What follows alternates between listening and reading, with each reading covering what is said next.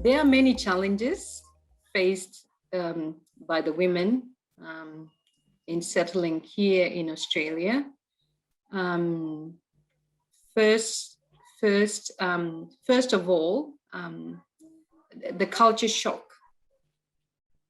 Majority of these, the people that come here come through refugee camps or come from places where they have not had exposure to Western society, Western communities. So when they come here and are hit with minorityness in a new country, that's a big shock.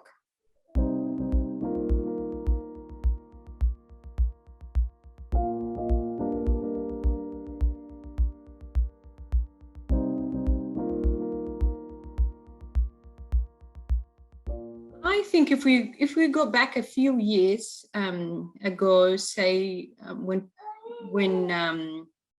the communities that I'm thinking of started settling in Australia, and I'm going back 18, 17, or even 19 years ago, we were not as multicultural as we are now. So when you come to Australia, you don't see someone that looks like you. So that's what I mean by the minorityness.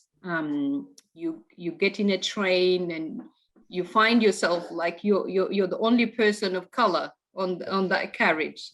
That was many years ago. Things have however changed over the years, and we are becoming multicultural and a mixed society. And that's helping with a lot of the anxiety that you feel when you feel that you are alone and minority. And that's helping with the sense of belonging to this community, that I can see someone that looks like me in this community. So that helps with a sense of belonging, and it helps the community settle better once they see people that looks like them, that talk like them, that have the same experiences as them.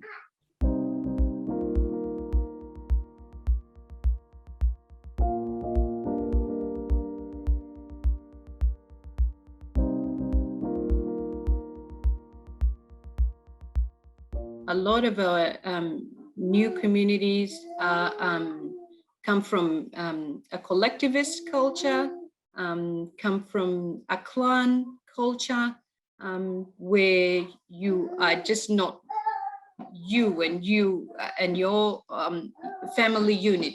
You are your family unit, an extended family, and then a community around that, and a clan around that, and a people around that. So many of our communities come from that culture, and that's sort of what they envisage they might see here, but this is totally different. This is totally different where you're settled, for example, due to, maybe housing, affordability, or whatever area that you fall, you might, be chosen to settle in the West or in the North or in the Southeast. Some people may, have some of their preferences, but a lot of the time it is guided by affordability of housing and where you can be settled and supported by settlement organizations. So that can be very isolating for many of our communities.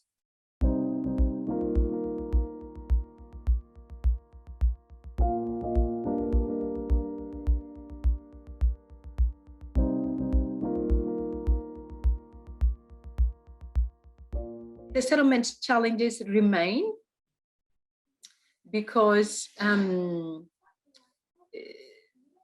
I think the settlement services are designed to support people in the very interim. However, as I said earlier, many of our communities have lived in refugee camps for a very protracted time. Some have been in refugee camps for 30 years. So that takes a long time to settle. Whilst the settlement services, the intensive support might be in the first 6 months, or if you're lucky, the first year, and then, you know, drips and drops after that for about 5 years, then you're meant to access the mainstream support services, which people are not familiar with. So once you are left in that vacuum where you are to seek help for yourself with the mainstream services, and you don't know where to start, and you don't know the language, many of the settlement challenges start to come back. So you start having the housing problem. You start having, you know, problems with your school. You start having problems with enrolling your children in school. You start having problems with moving from one place to another. Another thing that we have found, you know, like many of our communities are very transient because this collective community, they're collectivist, and sometimes they move to where their other relatives or family have settled, and whatever they imagined before to coming to a new place might be very, very different when they arrive. So we find a lot of breakdown because of that transientness of the community seeking an ideal for themselves, but the society is set up in a different way that, you know, that you can't readily get that housing that you think you want, that you can't readily enroll the children in that school. It might be full. You might be from a different, you know, there's requirements that come with moving from place to place, and that sets a lot of our communities back. And then you know, then they struggle with that, and that needs support. So the settlement services are finished. They are unable to access the mainstream services, or the mainstream services offer specific things rather than the settlement type issues. So we find that people struggle quite a bit. We find that people still struggle despite having been here a long time. Other thing, you know, like many of our communities have large families, and it's not easy to take care of a large families, root yourself with a large family. It comes with a lot of complexities, you know. Even just moving schools is a very tricky thing for people to navigate, and that they need support.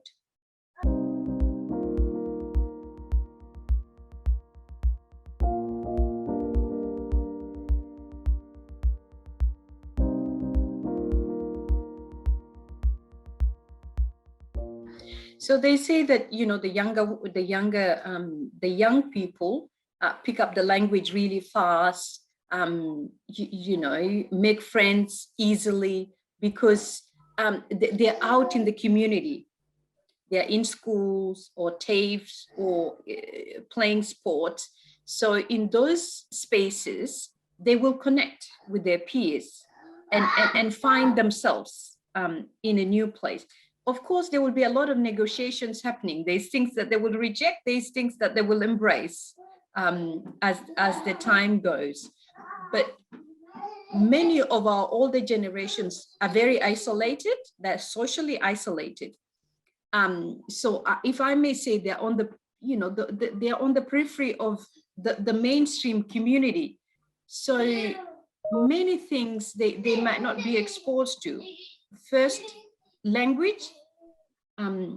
Many of our older community members still struggle with language, and so if you don't have language, even engaging with your kids' school becomes very difficult to do. Knowing what the children like, for example, if they're going to sports, why are they going to sports? Sports is not education. We came here for education. So the older generation have different hopes and aspirations for their young people, and also very high hopes for their young people and very high expectations for their young people, which the young people struggle with.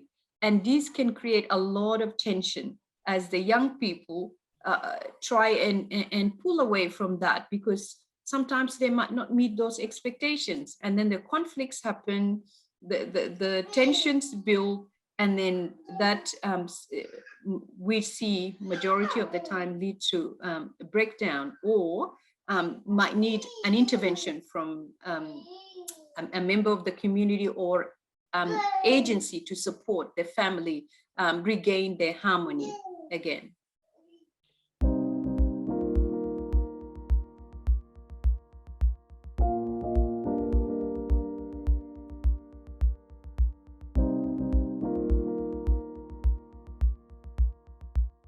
Family dynamics are very, very different depending on where you were born, yeah, where you were raised.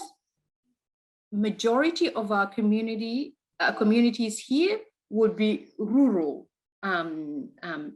you know, born in the very remote of South Sudan. Some of the community would be urban, you know, born and raised, or urban, moved to urban centers and live. So there's very different upbringing in the different, you know, in the two spaces. If you're in the remote, the culture has, you know, the division of roles. There's this, the gender roles, and there's the male roles. And in the remote areas, those might happen in a traditional way. Yeah. So the customary initiation, what the boys do, what the men do, what the women do, all happen in that way. Yeah. If it's not disrupted by war, a lot of these things I'm talking about have been disrupted by war, so they haven't happened naturally, or some steps have been skipped, which have created their own disharmony in their own way. For those who were in the urban centers, they have to adopt to mainly, you know, modern Sudanese, Arabic speaking, Sharia law. So there's a lot of expectations that those who were in that environment also had to balance with as they're living in that environment. And also the community there was transient. They saw themselves as living temporarily here because the war was happening for many years.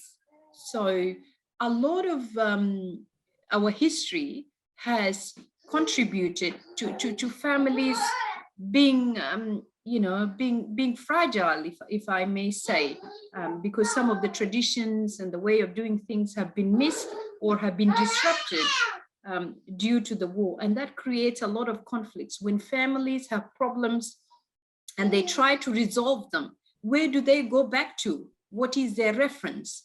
And those references, you have to tap into to what people know, or what they've been through, or what you expect them to have learned.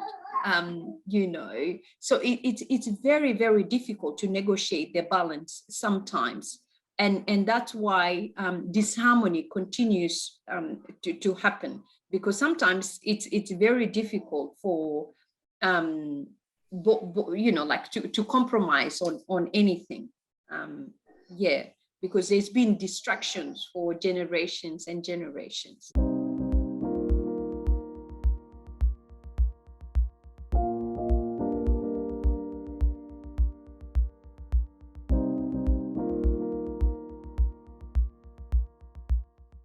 So the war has been a massive contributor to the trauma and to the disintegration of families.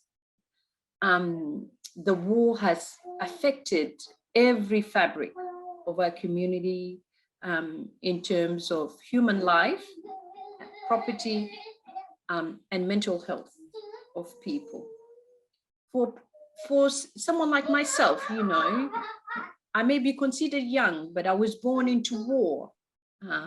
because the war has been going on for a long time, for generations and generations. Our parents, or my parents, were born into war. I was born into war. And if I was not lucky, if I was still living in South Sudan, my children would have been born into war, because it's still, the civil conflict still continues. Civil unrest, inter-ethnic unrest still continues. So there's many, many generations that have been affected by war. So when you are just surviving, not living, just surviving, what do you hold on? Just the very basic. If you have shelter, if you have food, that's it. So education it doesn't become a priority. Your mental health doesn't become a priority.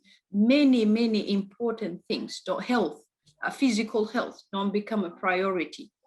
So you go on repressing and maybe normalizing some of what you have been through, if you are if you're lucky. For those who are very unlucky, mental health, the illness, that they live with illness for a long time, and sadly majority lost their lives because there's no that sort of help. So I can say civil war has had disastrous impact on the South Sudanese community. People live with undiagnosed mental illness. I mean, pat on their back. Many of our communities have become resilient because they have just to survive. They've become very resilient. However, you just keep going for your children, and just to live life, because life must go on despite all those adversities. So lots of mental health issues, lots of trauma, lots of impact, really, in terms of losses, loss to life, loss to property. Yeah.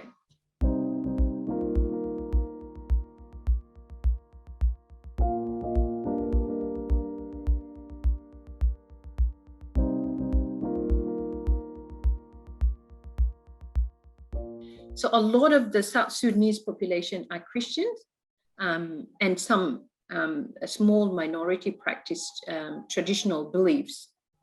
So the majority have turned to their faith.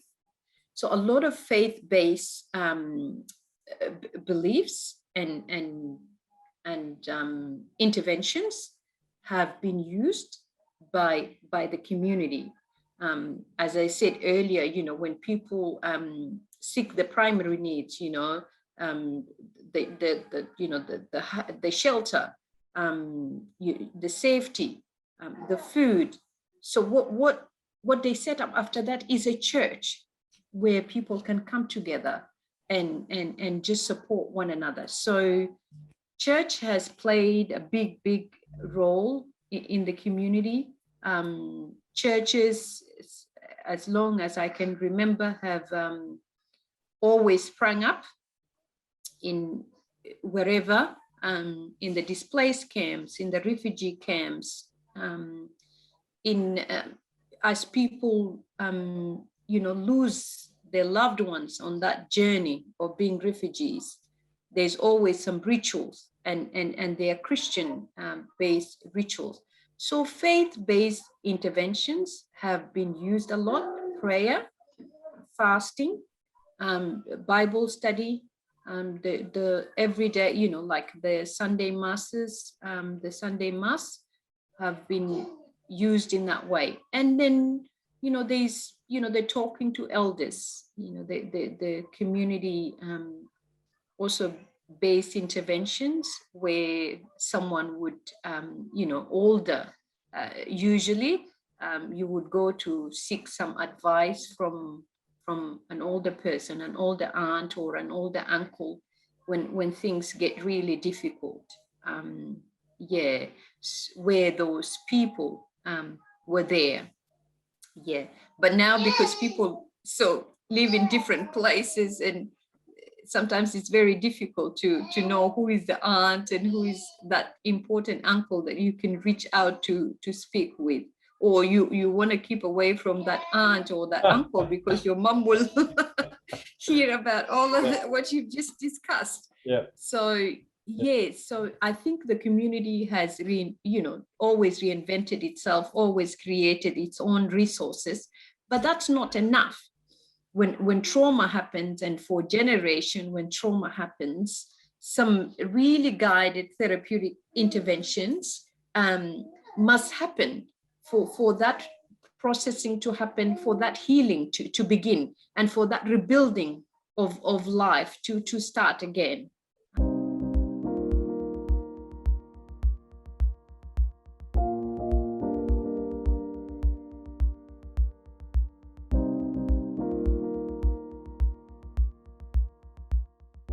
Mental health is denied. It does not exist until there's a crisis. Yeah. So when someone is exhibiting some odd behaviors, or struggling, or stressed, or depressed, there's no reference. There's no reference for that, because the community hasn't been educated in that. The community has been educated that if you are stressed, we pray about it, and it will go away. And it's like a one-off. Sometimes for some people it does help, but for the one that really needs, where mental health is a problem, that one-off prayer, or that one-off intervention does not really make a difference.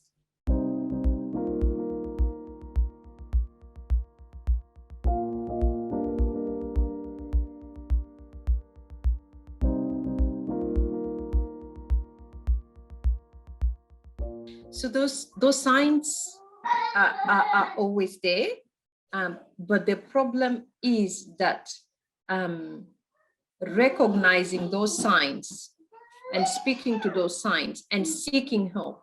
So the problem is seeking help. Yeah, the family will keep that a secret because of the stigma. Yep. For a long time, because you don't want to be that mother that has mental illness. Who will marry your children? Where will your sons marry? You will be the mother that has crazy children or crazy family. So the first response will not be seeking help. The first response is to hide, due to the stigma. The first response is to hide it, because the stigma is so huge. My observation of the community has been that no one is taking responsibility. So if it's that mother that is affected, or does she have a husband, or does she have children, or does she have relatives, those people will are sort of left to be the people that take care of her. And sometimes they will, in other families, the family members would respond and take care of the mother. But in other situations where people are isolated and maybe there's no husband, or the children are busy with their lives, that's not touched. Yeah. Also, the resistance from that individual, there would be a lot of resistance from the individual to say that I'm fine, I don't need help. The other thing, the fear of the services, the mainstream services, when you come in contact with them, there's a lot of the assessment, what we call the assessment. You present and you ask, what's going on, and there's a lot of questions for our communities, because they've been affected by war for many, many generations. There's a lot of suspicion on authority, whether it's someone, like it's someone who is going to help you, really. your natural response is you're suspicious of any kind of authority, because information in the past has been used to target people. Yep. So people hold their information dearly. Suspicion is a big barrier for people to readily seek help. And also the lack of familiarity with the services. What are they going to ask? Who's going to talk to me? Will there be an interpreter? Will the person understand my culture? Will they look at me and see like what my family sees or what the community sees, that you're crazy? So there's a whole lot of that goes on in the background that hinders people from readily seeking help. The other thing, because majority of the people in the community are hiding it, so that's their natural response. Oh, and such had the same problem, but they didn't seek help and they're fine now. So those kinds of stories do not help when people use them. Yeah.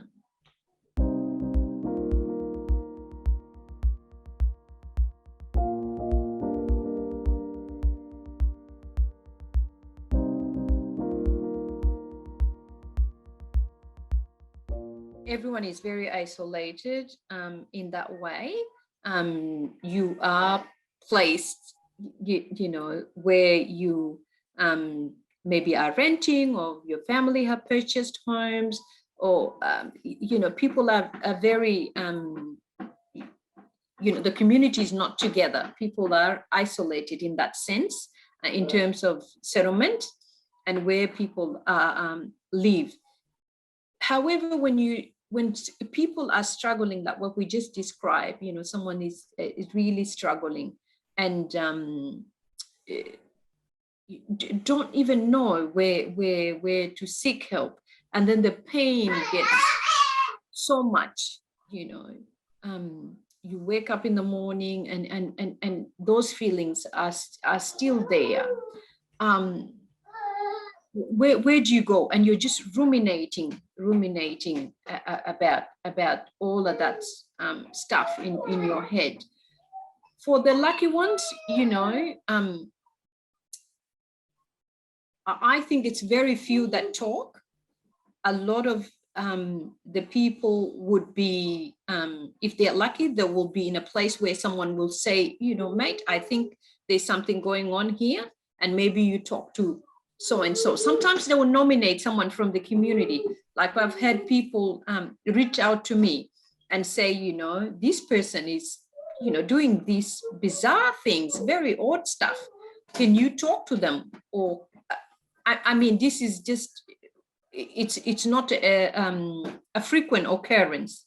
It's very, I can say it's very rare for people to contact me and say there's something happening. When we see people come in contact with mental health services, it's at a crisis point where someone has had an episode, whether it's a psychotic episode, whether it's attempting to take their own lives, maybe where a young person has gone somewhere and the family have not been left with any other option but to call the police. So that's when, at a crisis point, that services kick in, because someone has alerted the services, either the emergency services or someone in the community, at a crisis point though. Yeah. So when it's that at that crisis, many services come in at that time, and people find that very overwhelming. And when the symptoms settle, people, my observation is that, they disengage from services, right. And then maybe they have another episode.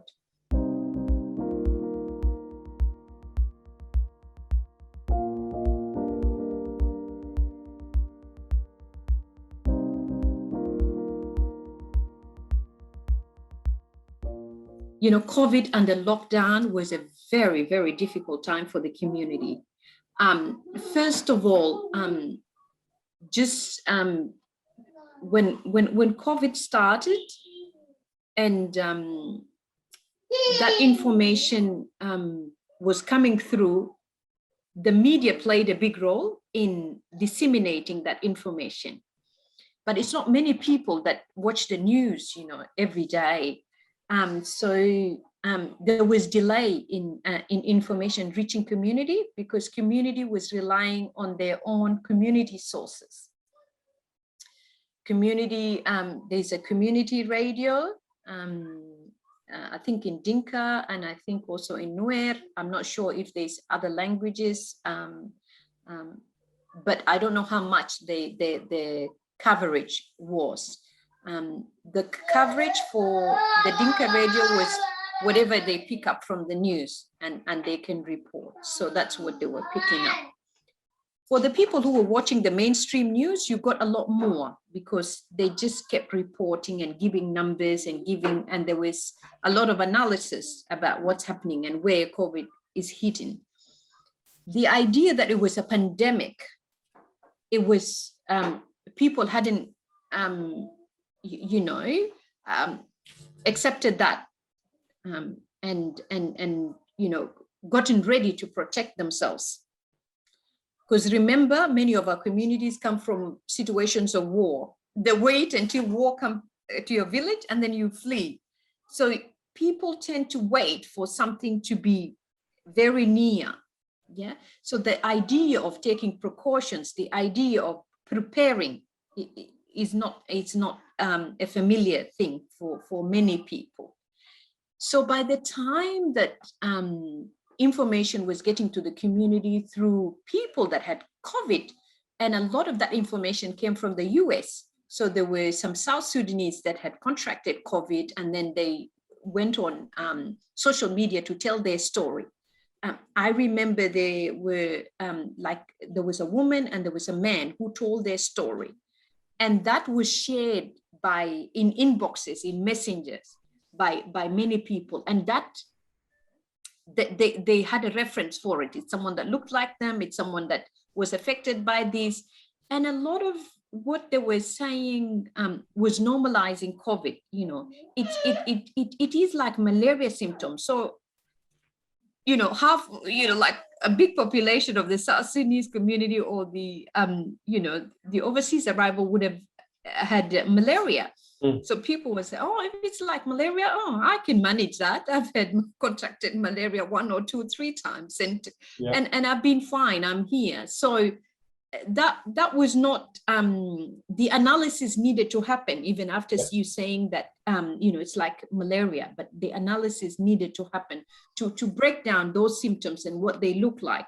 That was their way of putting it so that people can understand what they were experiencing in their own body. But COVID affects people differently. However, when COVID started getting through the community here in Victoria, and there were deaths, and there were people that that got really, really sick, people became very frightened. Fear became an everyday thing. There was a lot of anxiety. That's when I remember receiving a lot of calls from the women. Or did you hear this family has got COVID? Did you hear this person has passed away from COVID? So there was so much fear. And the fear increased as the lockdown happened, because the lockdown became very protected. So that fear isolated people. People became very isolated in their homes. And as you are in your home, other things got affected as well. Our young people became the target, because the families that contracted COVID, the young people went outside wandering, and then they brought home COVID. Like many families and then there was blame on our young people. They go out, they bring COVID, or don't go out, you bring COVID. So that was happening. I'm afraid because my young person goes out, and this is what happened to this family and this family. So they had examples where this had happened. So fear became even more and very prevalent for people. In your own home, you had no, many people lost their jobs. Those who worked in the meat works, COVID hit there hard. They were home. So it starts to invade every fabric of the community. You know, the employment went. Women had, they have informal activities that they do to, to earn a living in the absence of employment. That also went. Yep. So COVID affected employment, affected even the family relationship, and created this big fear that people, like it became everyday thing for people.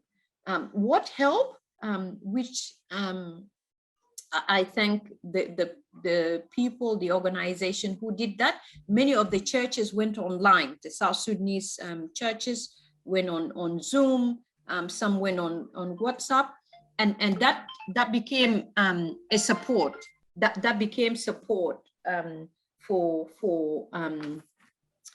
many people, and that's where that's what kept them going. That's what kept them going. I remember during COVID, I did like an online Facebook type of talk, coping with the pandemic, and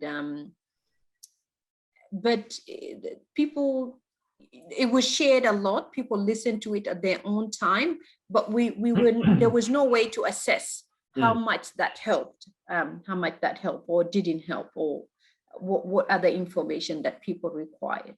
Yeah, I think what I can give feedback on was the one-to-one, like the calls that that was able to receive and that was able to make with families. That the feedback was that was helpful. That gave them the correct information and allayed their fears in some way.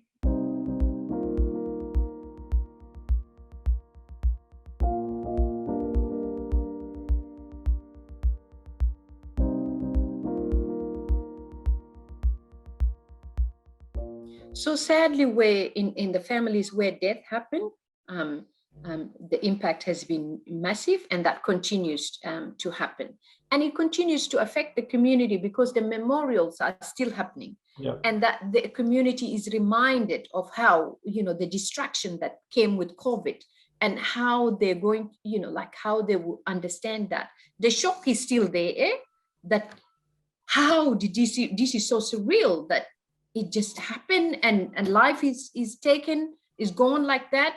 So people are still at the aftermath shock, and the reminders because of the memorials that continues to happen, and there's no space for that debriefing to happen after all these memorials and reliving what has happened. Employment. A lot of the women, like the women that you met in my group, like there's some people lost employment, lost their informal way of making money. These side hustles, like people say. Yep. I bring my, whatever goods I have, and you look at them and you purchase them if you want. That went. People housing, like a lot of financial stress, because you can't pay your mortgage without a job and without all those little informal economies. So those are the residuals. The grief, the loss and the grief still is very prevalent, and the community relieving that, the loss of employment, the loss of who your status.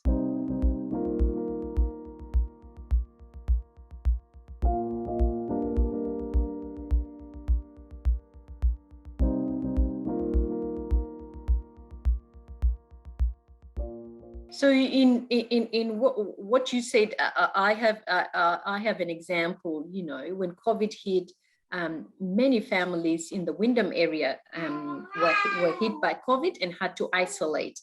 So you have a large family isolating in the house, and they need groceries and food. So some organizations did, and with, from a place of goodwill, really wanted to help. And as you went to the supermarket, some shelves were empty. So I think in this instant, somebody knows that Sudanese families eat meat, and which was, very well and true. They eat meat. However, maybe they did not find, like beef on their shelf, and they bought kangaroo meat, and took it to the family, and the family looked at it. It's like, no, we don't eat kangaroo.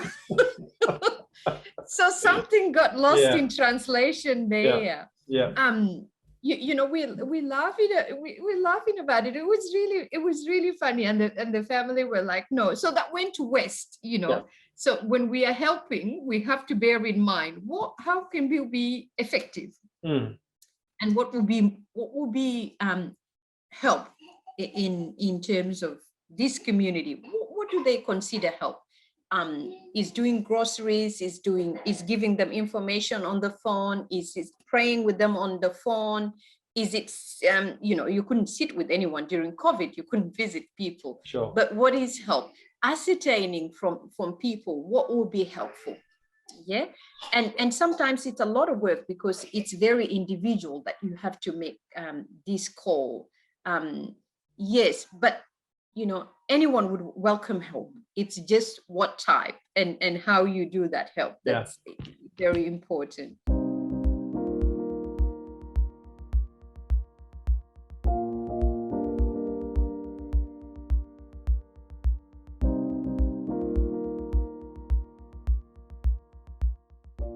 It's listening to one another. And I am from the community. Sometimes I don't know what the community wants. I may have some, ideas of what people want. But sometimes those ideas may fall flat because of, that's not the need at that time. That's not the help that will make a difference.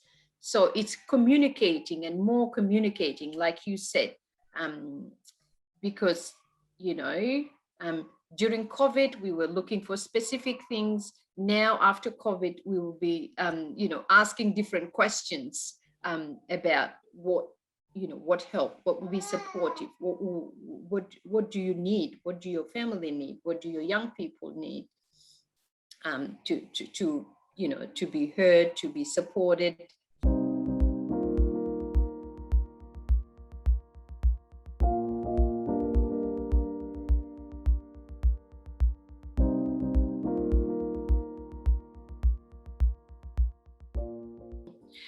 For me, I always advise families that if you need any kind of help, especially around your health, around your mental health, start with your GP. When people arrive, they're linked to a GP. Sometimes, they may not keep regular contact, but your GP is a first point of call. Yeah. If you feel like this is not a GP type issue and I need someone else,